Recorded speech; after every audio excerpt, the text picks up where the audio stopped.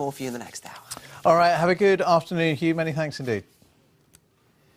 Britain's bus network has shrunk to levels last seen in the late 1980s. That's according to a BBC investigation. Rising car use and cuts to public funding are being blamed for a loss of 134 million miles of coverage over the last decade alone. Well, the Campaign for Better Transport says the losses are a sign that buses will be cut to the same extent that railways were back in the 1960s. Paul Lynch from the BBC Shared Data Unit, which has carried out this analysis for us, joins me now. Thanks for being with us. So just give us a bit more detail then about all of this and the sort of shrinking bus network. Yeah, well, OK, so let's put this into context first. So local councils across the country, every time a bus travels, they collate that data, they collate the journey distance, and they send all that off to the Department for Transport, which they collate in a huge spreadsheet, which we've been trawling through effectively.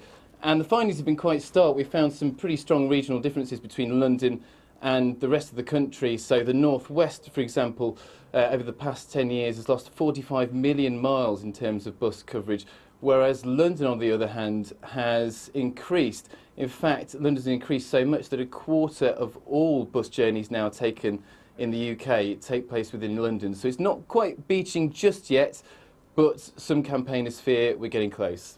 And what are the main reasons then for this, do you think, for this sort of reduction in the number of bus miles, if you like, around the UK? Yeah, well, OK, so we spoke to a number of experts during the course of this project, and they gave us a variety of different reasons. One of the principal ones was that councils have over the past 10 years cut subsidies towards buses.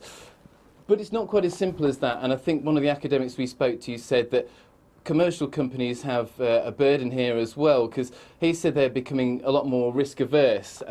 They're not taking on those unpopular routes, which don't maybe have as many passengers, but they do serve a really important social function. So that takes us to the question of people in rural areas in particular. Are they effectively going to end up being cut off? Well, yeah, that is the argument. Funnily enough, with our data, we found that metropolitan areas were in fact hardest hit in terms of miles lost. But in rural areas where there are cuts, it's felt far more keenly. So just some of the people we spoke to throughout this project. So we spoke to some people in Ditton Priors in Shropshire. They've not had a bus service in that village since 2012. So some of the elderly people there have actually been forced to move.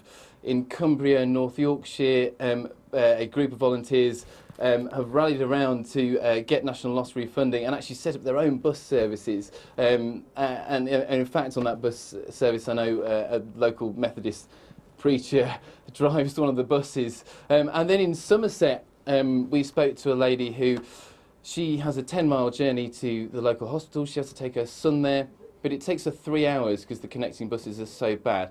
And if you work that out, that's actually the same time it would take you to walk.